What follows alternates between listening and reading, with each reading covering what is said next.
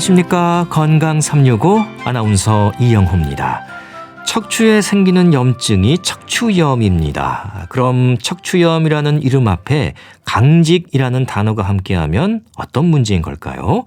강직 척추염은 척추에 염증이 생기면서 관절이 굳어가는 질환을 말합니다. 움직임이 둔해지는 거지요. 자가 염증성 질환으로 설명되는 강직 척추염은 외부 감염이 아니라 자신의 몸에서 저절로 생기는 염증이 문제되는 거고요. 또 평생 치료가 필요합니다. 이 젊은 층에서 진단되는 경우가 많다고 하는데요. 잠시 후에 자세히 알아봅니다. 그리고 고열이 주는 위험에 대해서도 살펴보겠습니다. 건강 365 정훈희의 무인도로 시작합니다. KBS 라디오 건강 365 함께하고 계십니다.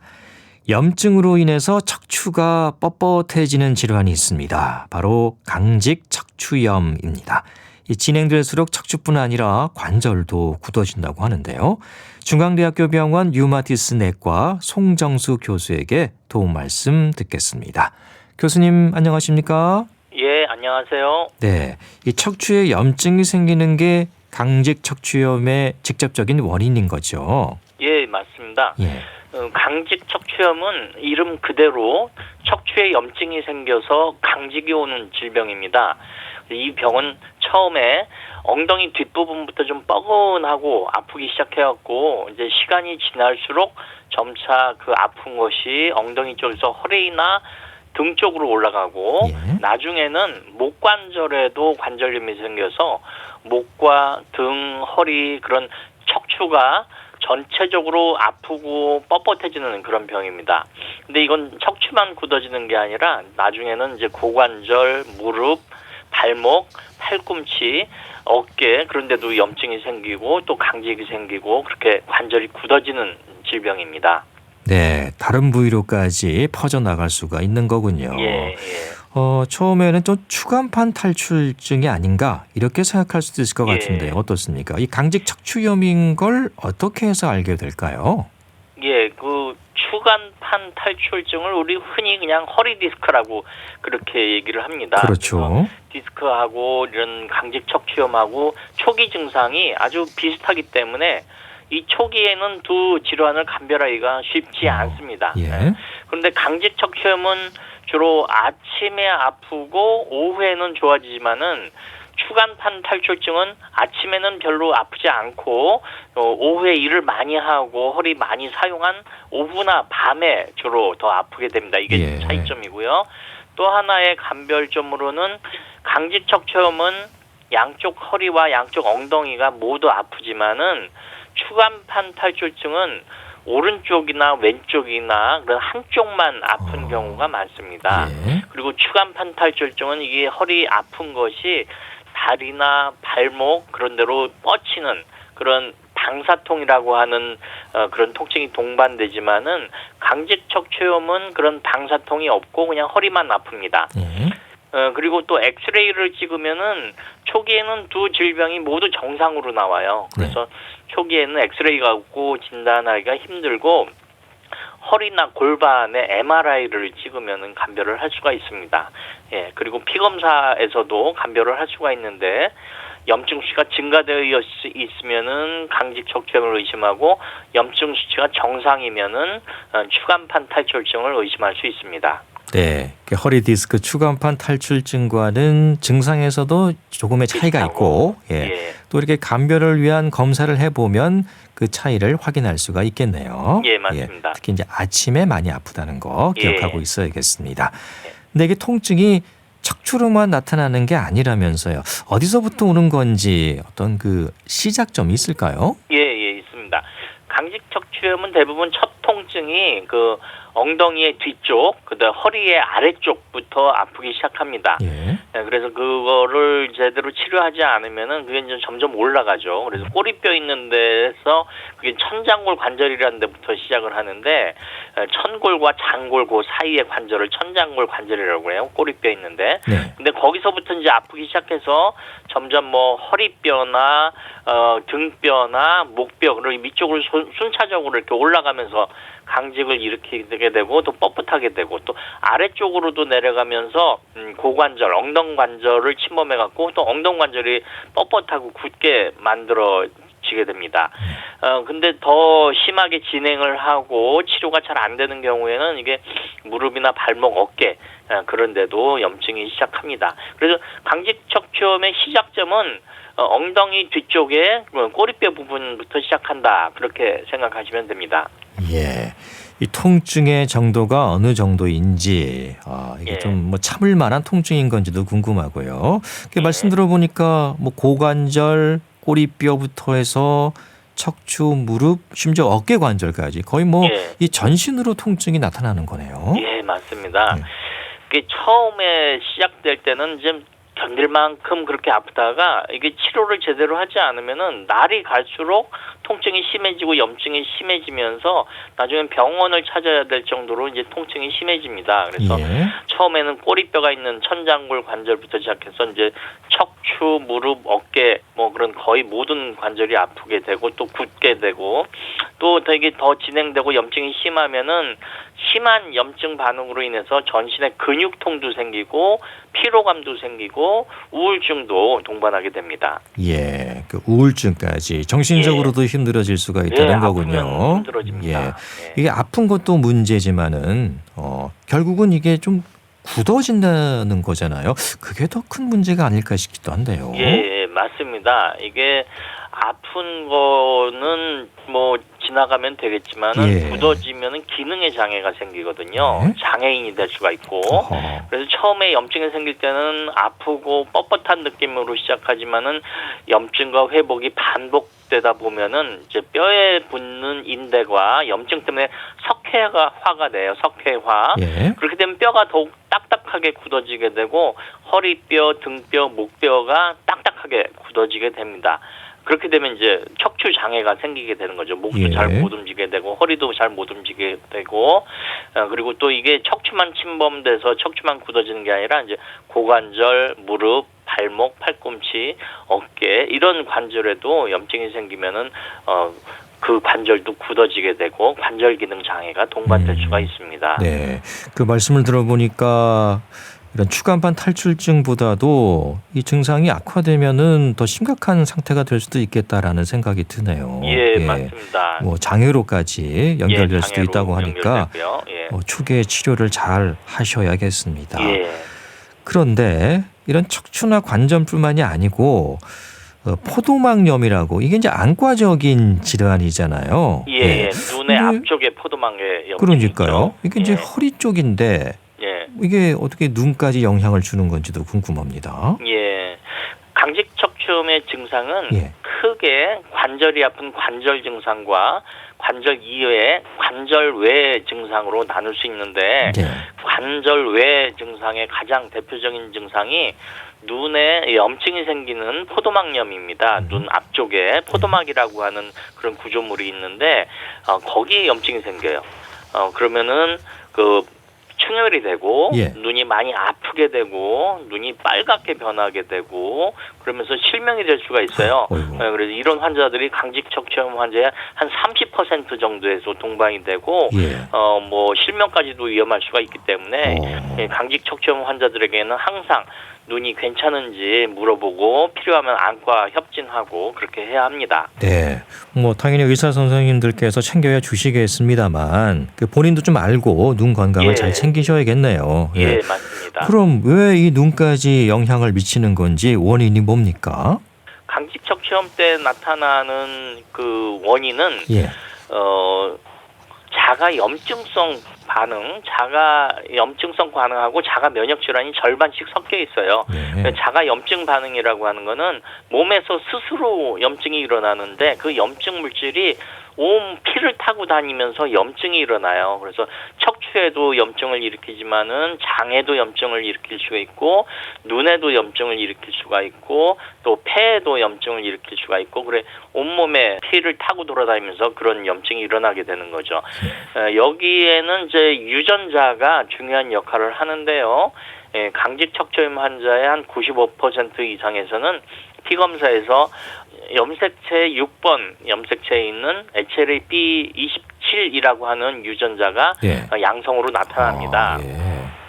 이 유전자가 양성으로 나타난 사람들 중에 한 1, 2% 정도는 강직 척추염에 걸리는데 예. 반대로 강직 척추염에 걸린 사람들의 95% 대부분에서는 이 유전자가 양성으로 나옵니다. 그래서 강직 척추염의 증상이 있는 사람에게서는 정확한 진단을 위해서 이 HLA-B27 유전자 검사를 반드시 시행을 해야 되고, 이 유전자가 강직 척추염의 관절 증상도 일으키고 또 포도막염 같은 관절 외 증상도 일으키는 원인이라고 볼 수 있습니다. 네.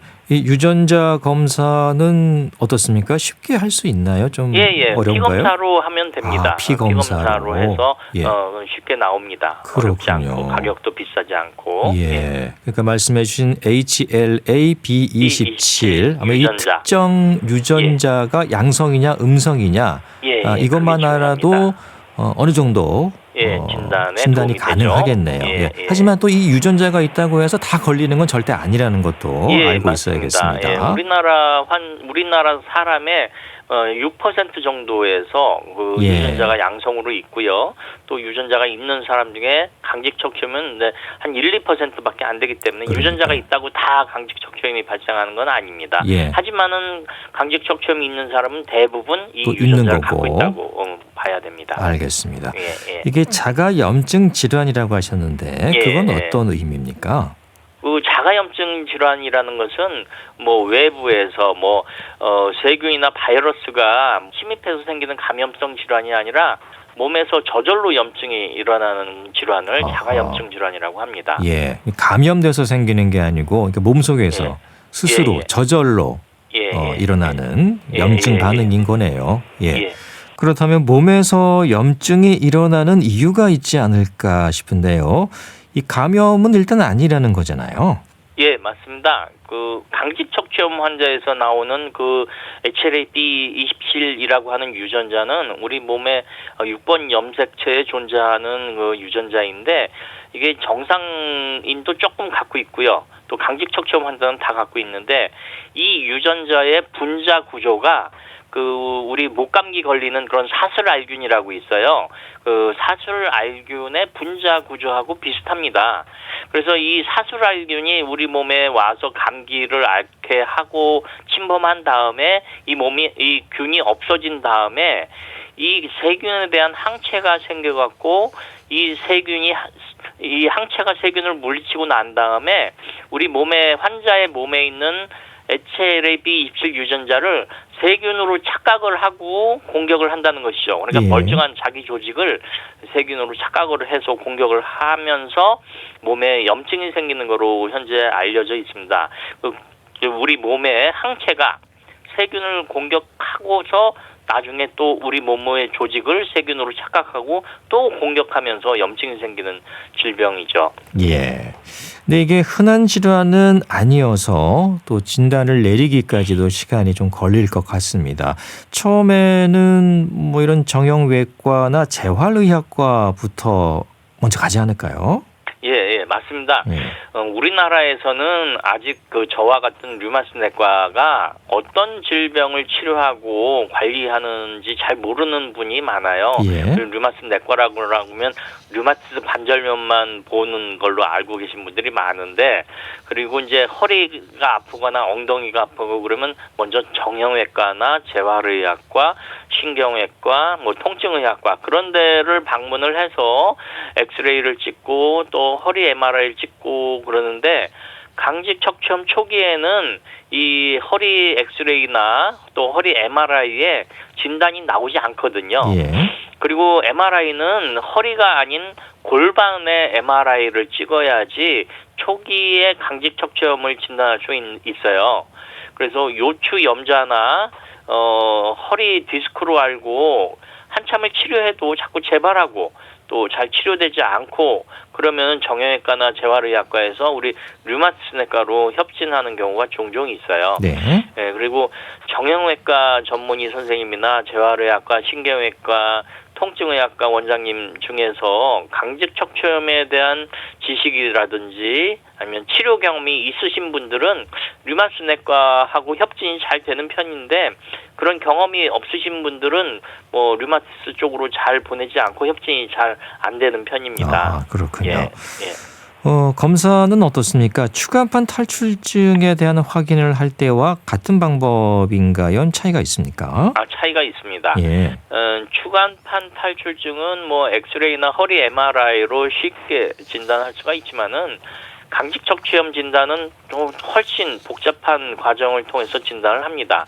혈액 검사도 필요하고요. 예. 또 엑스레이도 필요하고 또 MRI도 찍어야 되는데 허리 MRI가 아닌 골반 MRI를 찍어야 되고 또 전신 골스캔 등 그런 여러 검사로 진단을 할 수가 있습니다. 네, 검사 방법이 더 많군요. 예. 무엇보다도 이게 염증 수치를 봐야 되는 거니까 예. 혈액 검사 결과가 중요할 것 같습니다. 예, 맞습니다. 예. 혈액 검사로 반드시 해야 될 게 HLA-B27 유전자 검사를 해야 되고 예. 또 반드시 염증 수치를 확인을 해야 됩니다. 그래서 강직 척추염 환자들은 대부분 HLA-B27 유전자가 양성으로 나타나고 또 염증 수치, 적혈구 침강 속도나 C 반응 단백질이라고 하는 염증 수치가 꽤 높게 나오기 때문에 그거로 예. 진단을 할 수가 있습니다. 예. 사실 근데 허리가 아프거나 하면 처음부터 뭐 혈액 검사부터 잘 하진 않으니까 예, 그렇죠. 예. 예. 조금 진단이 늦어질 수도 있겠다라는 생각이 예. 들고 또 의료진들도 바로 진단을 내리기가 조금 어려울 수도 있겠다는 예. 생각은 드네요. 예. 예.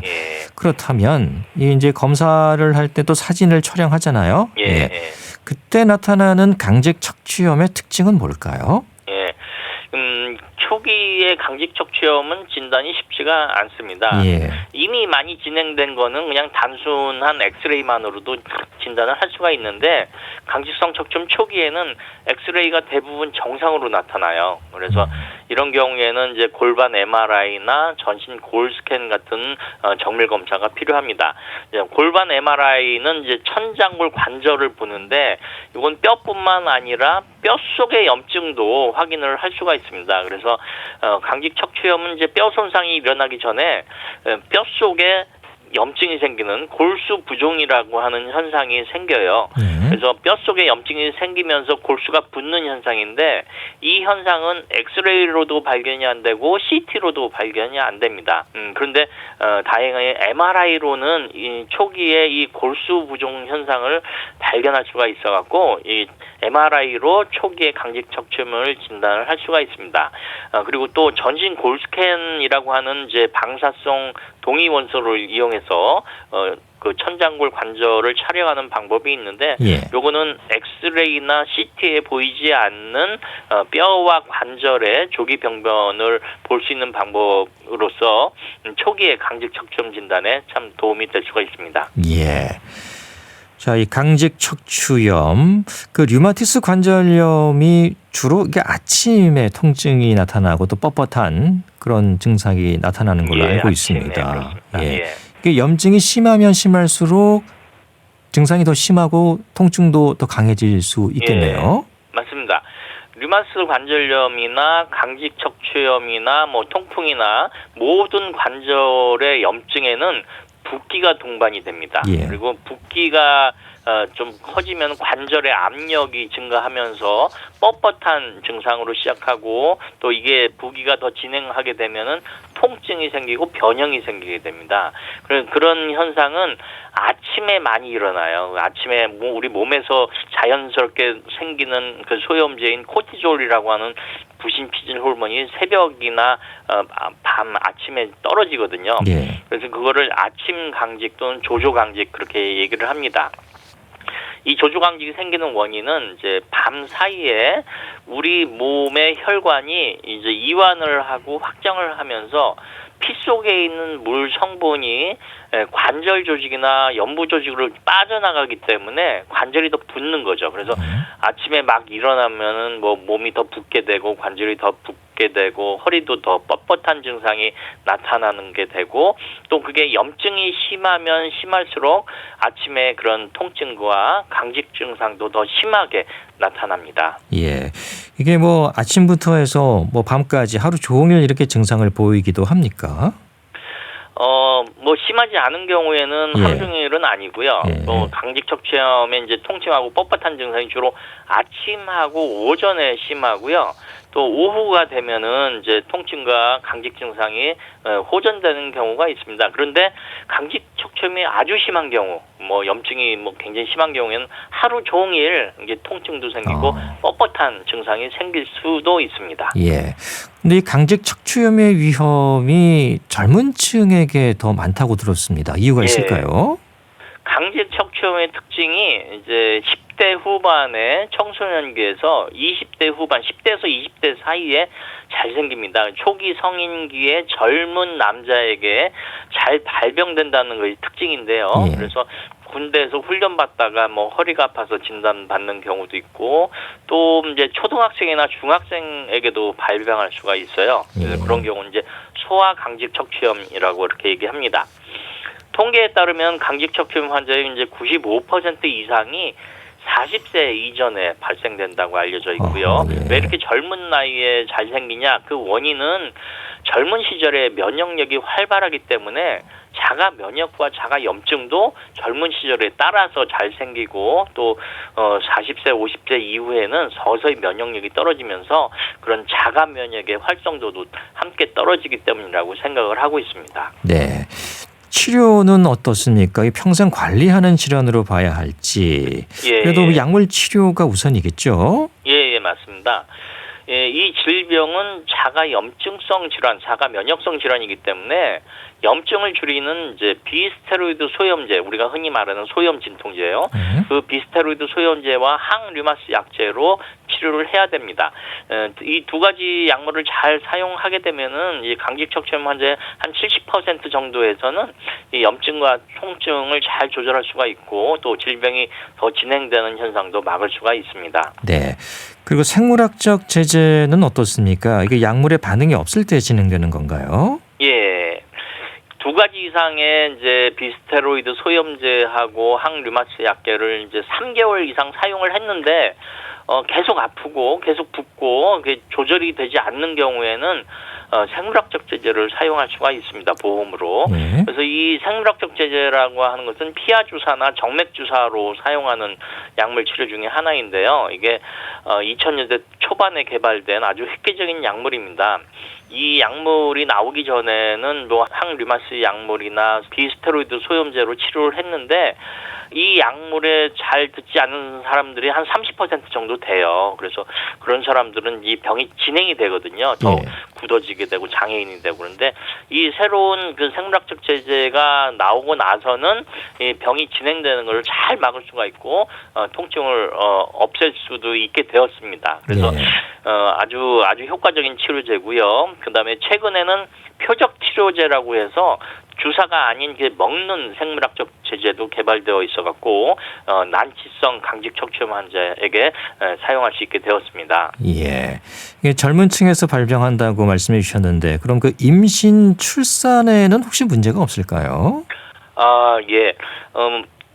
그 여자는 원래 잘 안 생겨요. 주로 젊은 그래요? 남자에게 강직 척추염이 생기는데 예. 젊은 여자에게도 한 3분의 1 정도에서는 이제 생길 수가 있어요. 예. 근데 다행히도 여자는 남자보다 좀 덜 심하게 앓고요. 또 뼈의 변형도 좀 적게 생기고 또 다행히 또 임신과 출산이 강직 척추염의 발생 위험을 증가시키지는 않는 거로 돼 있고 임신 출산도 대부분 크게 문제 없이 잘 하고 있는 것으로 알려져 있습니다. 예.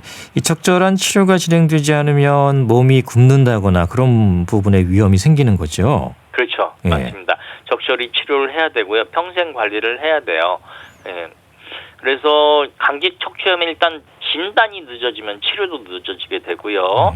강직 척추염을 초기에 잘 치료하지 못하면은 허리가 이제 대나무처럼 딱딱하게 뻣뻣하게 굳어집니다. 그리고 목도 이렇게 뻣뻣하게 굳어지면서 목을 이렇게 잘 돌리질 못해요. 네. 목도 그렇고 허리도 그렇고 유연성이 떨어지면서 목과 허리를 잘 굽히거나 펴기 힘들게 되는 그런 척추 장애인가 생길 수가 있어요. 그래서 그거를 초기에 진단하고 초기부터 치료를 하면은 장애가 안 생기는데 예. 이미 좀 늦어진 상태에서 진단도 늦고 치료도 늦어진 상태에서는 그런 목과 허리가 대나무처럼 그렇게 일자로 굳어져 갖고 꾸부정한 상태로 굳어질 수가 있어요. 그래서 조기 진단하고 조기 치료가 굉장히 중요하고 조기에 치료를 잘 하면은 척추와 관절이 변형되는 그런 장애를 충분히 예방을 할 수가 있습니다. 네, 또 관절이 더 이상 굳어지지 않도록 매일 꾸준히 운동을 하는 것도 중요하겠습니다. 예, 오늘 도움 말씀은 여기까지 듣겠습니다. 고맙습니다. 예, 감사합니다. 중앙대학교 병원 류마티스 내과 송정수 교수였습니다.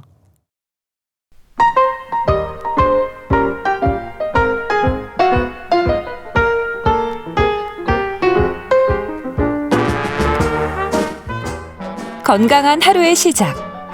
KBS 라디오 건강 365.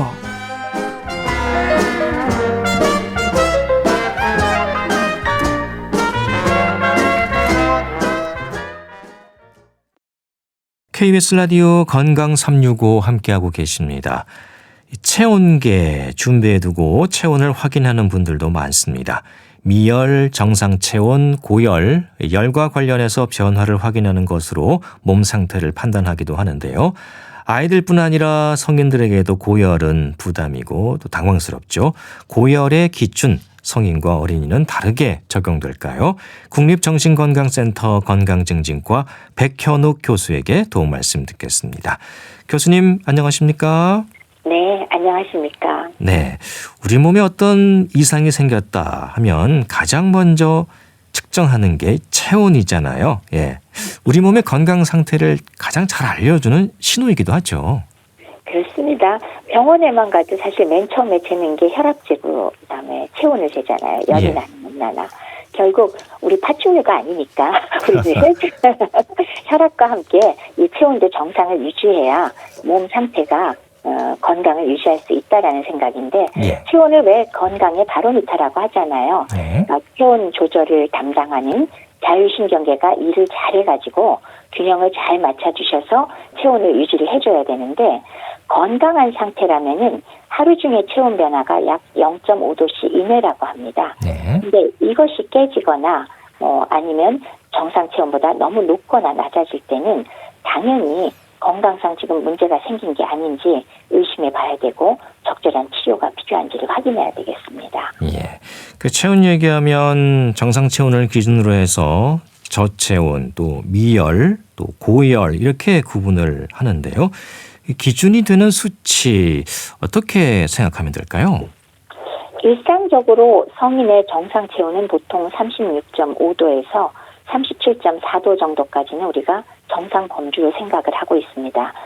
최근에 왜 미국 스탠퍼드대 연구팀이 그 미국인 구강 체온 자료 쭉 재보더니 구강 체온 평균치는 성인이 36.64도다라고 나온 거는 있긴 있는데 예. 어쨌건 정확한 수치는 약간의 범주가 있다는 거죠. 개인차도 있고 그렇죠. 하루 중에 변화도 있고 그 중에서 지금 말씀해 주신 저체온의 경우는 보통 36도 아래로 떨어지면 저체온이라고 할 수 있는데 네. 저체온증이라고 우리가 신경을 써야 될 정도로 체온이 떨어지는 것은 추위에 아주 장시간 노출된 다음에 문제가 되는 체온이 35도보다 낮아질 경우고요. 이 경우는 바로 병원에 즉시 가셔야 됩니다. 그렇죠. 네, 예. 겨울철에 대표적인 응급질환 중에 하나가 되겠죠. 저체온증. 예. 이제 반대로 열이 오를 때 미열은 무엇이며 고열은 무엇이냐.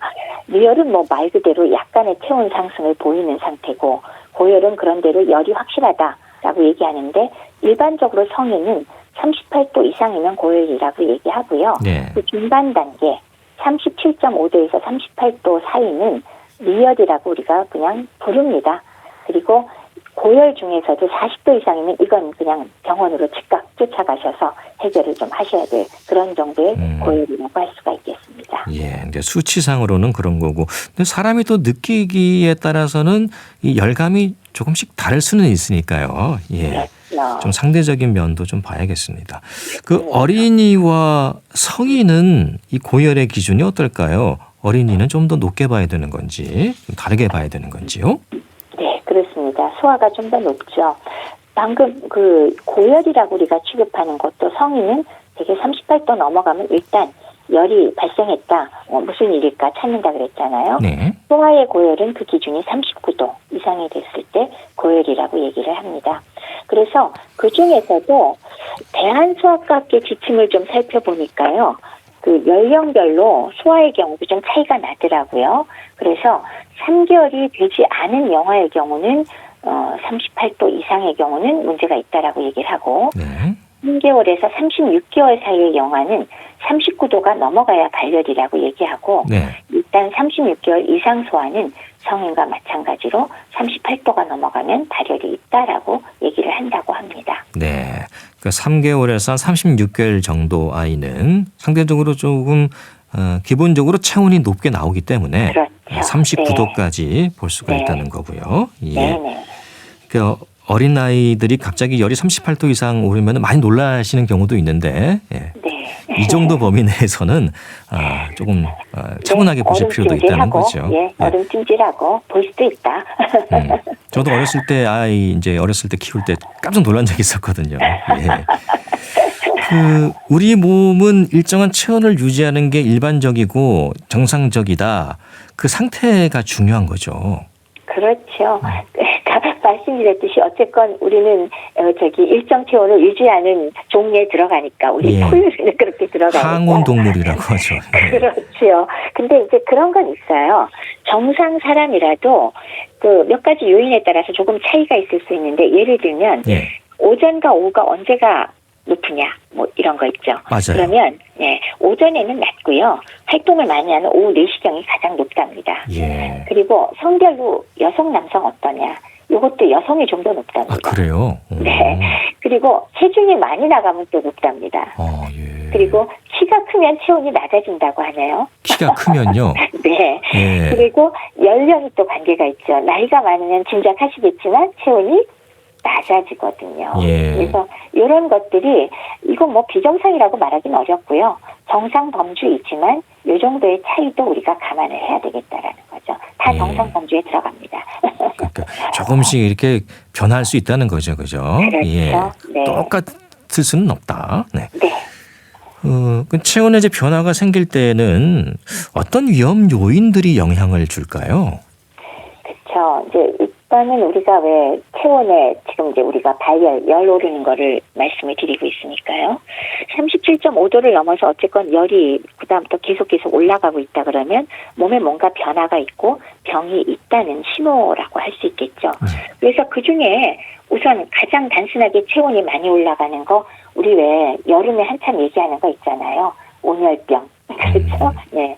햇빛에 오래 노출되고 기온이 아주 높은 데 노출돼 있을 때 온열병에 걸리면 뭐 40도가 넘어가면 어떻다, 뭐 열사병이다. 그래서 뇌에 손상을 입힐 수 있다. 이런 얘기는 할 수 있잖아요. 네. 그래서 더운 환경에 노출됐을 때 40도 이상은 위험하다라는 말씀을 드렸고, 근데 그게 아니고 그런데 노출되지 않았는데도 체온 상승에 상당히 중요한 이유는 질병 중에도 감염 질환을 먼저 생각할 수가 있겠죠.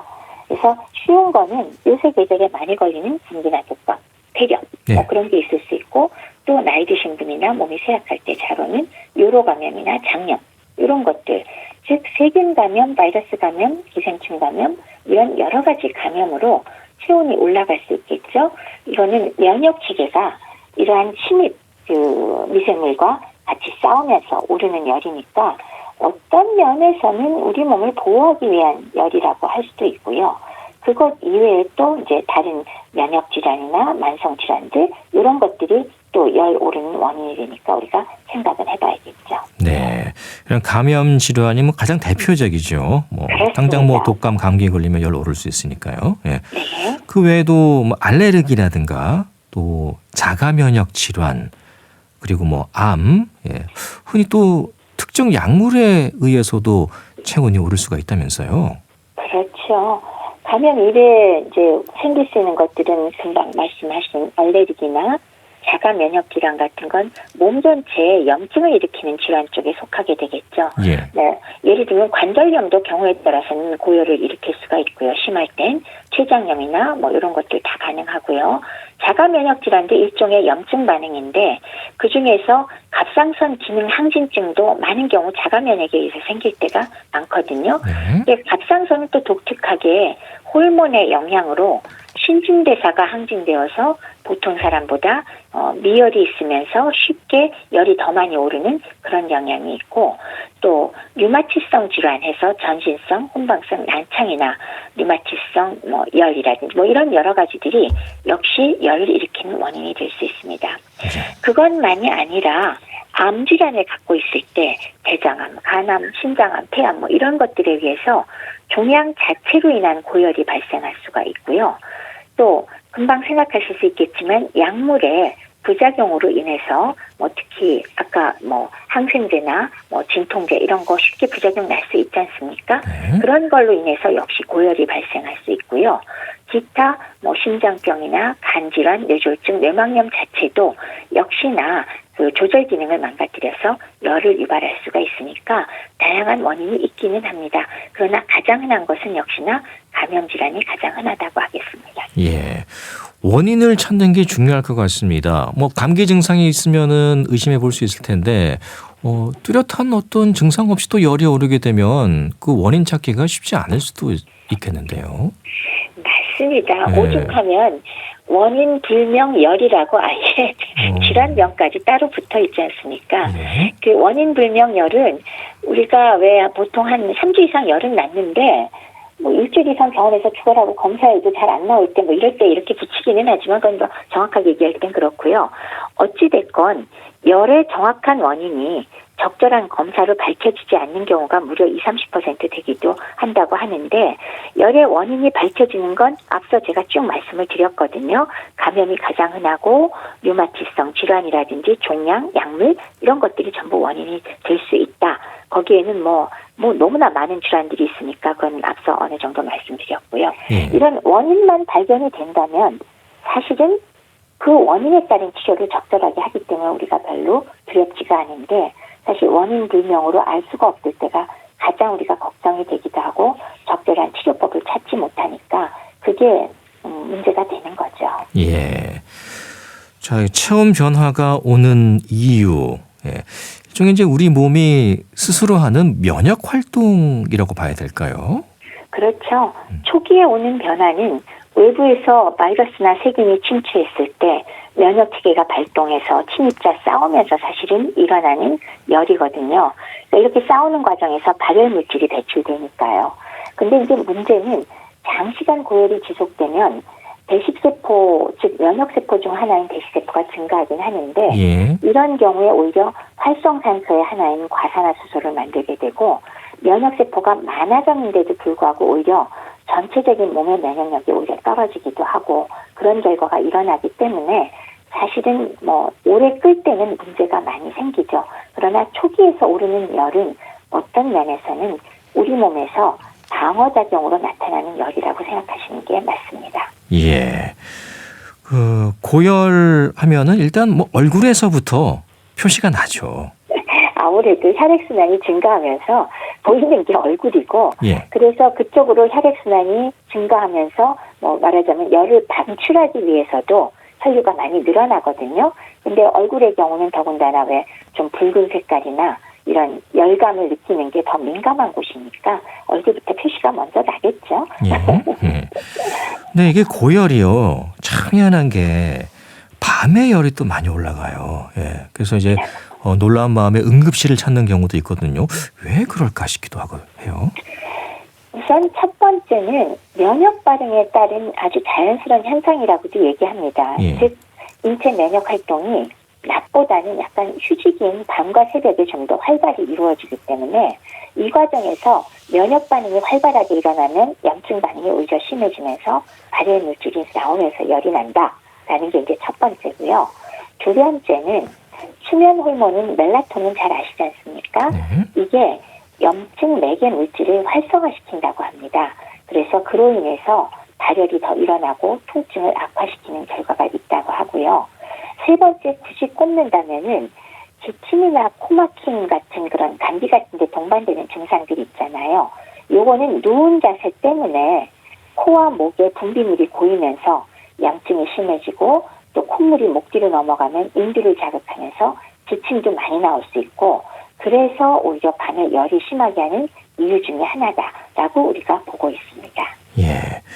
그렇다면 고열이 지속될 때 생길 수 있는 위험, 예. 특히 이제 아이들의 경우에는 뇌 손상의 위험이 있다고 하던데, 예. 그게 이제 아이들의 경우는 우리가 열성 경련이 문제가 될 때 많잖아요. 예. 그래서 왜 열성 경련을 이제 아이들의 경우 발열의 가장 무서운 합병증이라고 꼽기는 한데 이게 직접적인 열이 원인이 아니냐가 아주 100% 알려진 건 사실 아니라고 하지만 예. 어쨌건 3개월에서 6세 사이에서는 발열이 시작되면서 첫날 그 경련이 생기는데 그거는 이제 오래 가지는 않고 보통 2, 3분 정도 지속되다가 의식 회복이 빨리 되거든요. 그런데 이럴 경우에 이제 이게 발열 때문에 생긴 거라 뇌 손상까지 가는 거 아니냐 이거를 제일 많이 걱정하게 되죠. 네. 근데 이렇게 잠깐 왔다가 가는 첫날만 뭐 몇 번 왔다 가는 이런 열성 경련은 사실은 뇌 손상이 오는 경우는 뭐 대부분 없다고 합니다. 그러나 만약에 이 경련이 지속되면서 15분 내지 30분 이상 경련이 지속된다. 경련 지속증이라고 하죠. 이 경우는 뇌 손상을 유발할 수가 있기 때문에 이런 경우는 문제가 될 수 있으나 짧은 경련을 여러 번 하는 것이 경련 지속증의 위험 인자로 작용할 수는 없기 때문에 예. 일반적으로 감염에 의한 발열은 그렇게 아주 오랫동안 40도 이상의 고열을 계속 며칠씩 지속하지는 않거든요. 네. 그래서 우리가 다시 한번 정리해서 말씀을 드리면 열로 인해서 간질이 30분 이상 지속되는 경우가 동반되거나 아니면 온열 질환인 열사병 같은 경우처럼 40도 이상의 열이 지속적으로 계속되는 경우가 아니라면은 고열 자체가 뇌 손상을 초래한다는 보고는 따로 없다라고 말씀을 드릴 수 있겠습니다. 그렇군요. 성인들의 고열은 어떨까요? 일단 해열제 드시고 열을 내리면 괜찮은 건가요? 네, 뇌손상 측면을 걱정하신다면 방금 말씀드린 온열 질환 열사병의 경우를 제외하고 면역 반응에 의한 고열은 40도 이상 계속되지 않게끔 해열제로 좀 어느 정도 조정하시면 예. 그로 인해서 뇌손상을 우려할 정도는 아니다라고 말씀을 드릴 수 있습니다. 예.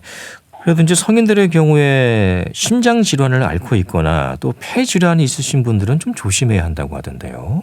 그렇죠. 예.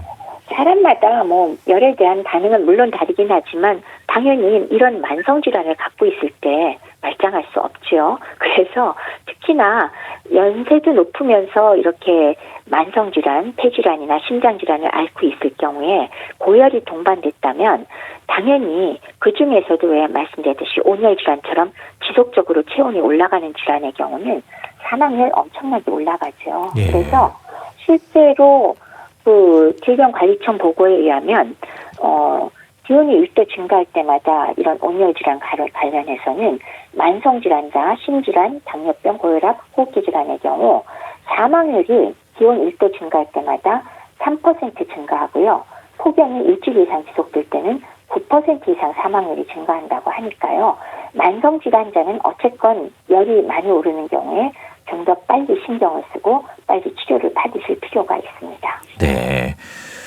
아이들은 이제 열이 심하게 나면 응급실로 가는 경우가 종종 있습니다. 근데 어른들의 경우에는 어떨까요? 이렇게 막 40도 이상 열이 오른다거나 하면 응급실을 가야 될까요? 네, 맞습니다. 40도 이상 고열이 지속되는 경우는 당연히 성인의 경우도 응급실 가셔서 원인도 찾고 열이 너무 오래 계속될 때 빨리 열을 어느 정도 조절해 줄 필요가 있습니다. 예. 그리고 이제 해외 여행, 특히 이제 말라리아 같은 것들이 유행하는 지역으로 여행 다녀오신 분들은 자기의 체온 변화에 민감할 필요가 있다면서요. 예, 이게 사실 참 의외라고 생각할 수가 있겠지만 말라리아라는 병은 사실 우리 왜 말라리아 유행 지역을 갈 때는 한 달 전에 빨리 병원을 방문해서 예방적으로 약을 먹기도 하고 예. 많이 복잡하잖아요. 네. 근데 다녀오신 이후에도 이 말라리아가 종류가 많거든요. 근데 그중에 잠복기가 워낙 다양하니까 무려 1년 정도의 잠복기가 있는 말라리아도 있다고 합니다. 그렇기 때문에 유행 지역을 다녀오신 분은 적어도 1년 정도는 건강 상태를 잘 관찰해서 고열, 오한, 근육통 증상이 있으면 바로 병원을 방문해서 말라리아 검사 받으셔야 되고요. 예. 설령 증상이 없더라도 권고사항은 1년 동안은 주기적으로 검사 좀 해보는 것도 좋다라고까지 권하기도 합니다. 예. 그리고 또 하나 주의하실 거는 같이 갔던 분이나 가족 중에 감염자가 누가 중간에 몇 달 있다 생겼다 그러면 역시 본인을 포함해서 주변에 있었던 분 좀 더 주의 깊게 관찰하셔서 말씀드렸듯이 고열, 오한, 근육통 증상이 있으면 바로 병원 방문해서 검사하시고 또 질병관리청에다가 또 이거는 뭐 병원에서 해주긴 할 거지만 예. 혹시나 전화로 상담할 필요도 있겠습니다. 예, 그런 경우라면 질병관리청 전국 국번 없이 1339로 전화해서 상담 받으시면 되겠습니다. 네, 오늘 도움 말씀은 여기까지 듣겠습니다. 고맙습니다.